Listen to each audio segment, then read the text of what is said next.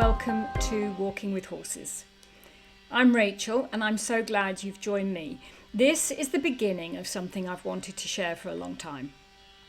A space where we can slow down, step into nature and talk about what it really means to be in a relationship with horses. So for those of you who don't know me, I am the author of the Principles of ReWilding, Horsemanship from Nature, and the creator of ReWild Coaching. Horses have been at the heart of my life from the very beginning, from 3 years old and even before. In many ways, I feel like I have been raised by them. When I was a young child, spending time with them wasn't optional. It was part of our family dynamic. It was daily life. But what I think was unusual when it comes to my upbringing with horses was the expectation placed on me. Horses were not a hobby. I wasn't allowed to ignore them or treat them as background or when I've got time. They were part of the family. They brought us together. It was part of our tradition. I was expected to listen, to pay attention, to notice what they were saying. If a horse walked away, for example, I was always asked, particularly by my father, please consider why. If one looked easy, I had to ask myself what had shifted. It wasn't always explained to me, but I was expected to look for it. That expectation shaped me. It gave me a deep sense that horses weren't here to be controlled. They were here to be considered, looking for our awareness of them and to meet them as equals. That way of growing up never left me. Even though the world around me often tried to suggest something different, horses always drew me back. And that's what eventually led me to what I now call rewilding. So rewilding for me isn't about stripping things away or rejecting modern life. It's about remembering. It's remembering the instincts, the sensitivity and the honesty that both humans and horses already carry. When we pause, when we notice, when we make space for the horse to bring their voice forward, we uncover the partnership that was there all along. A big part of my journey has also been the Windchaser Ranch Mustangs. These Spanish Mustangs came into my life at a time when I thought I already understood a lot about horses.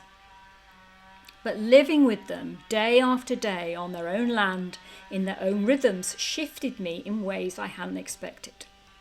It became obvious quite quickly how undiluted they were compared to other modern domestic horses. I remember one moment in particular. It was early morning and that light was just coming over the hills. I'm very lucky to be able to experience the sunrise every morning when she makes an appearance. And the herd was just grazing quietly, just getting on with their day. And one of the mares lifted her head, looked at me, and then went back to grazing. Now, it doesn't sound like much, I know, but that moment stopped me. Because in that small gesture was a choice. She acknowledged me. Then she returned to her world. She didn't need to come to me. She didn't need to perform.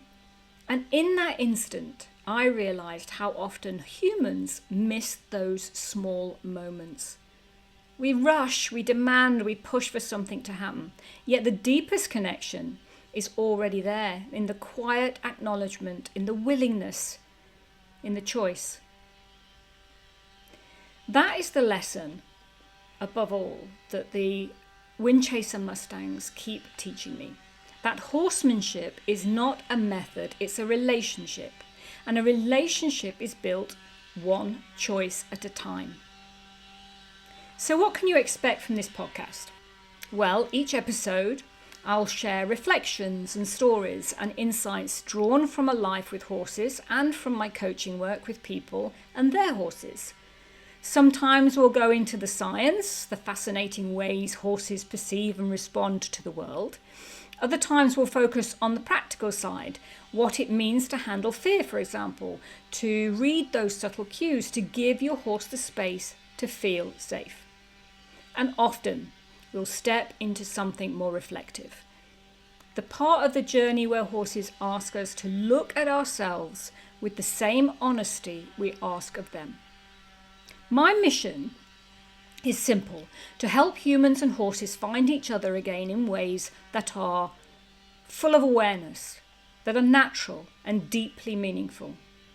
I believe that when we stop trying to fix and instead start listening, when we give up rushing and instead allow space, we discover a partnership that both horse and human are longing for.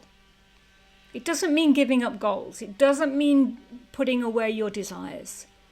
It just means approaching them with the horse in mind. This podcast is for you if you've ever felt that something was missing in the usual ways of working with horses. If you've ever thought there must be something more to this. If you want to slow down, to listen, and to walk alongside your horse in a way that feels real. So thank you for being here. Thank you for bringing your curiosity and your willingness to explore. And I hope these conversations will give you something to take back to your horse, but also something to take back to yourself. This is just the beginning, and I can't wait to see where it leads us. So take care and bye for now.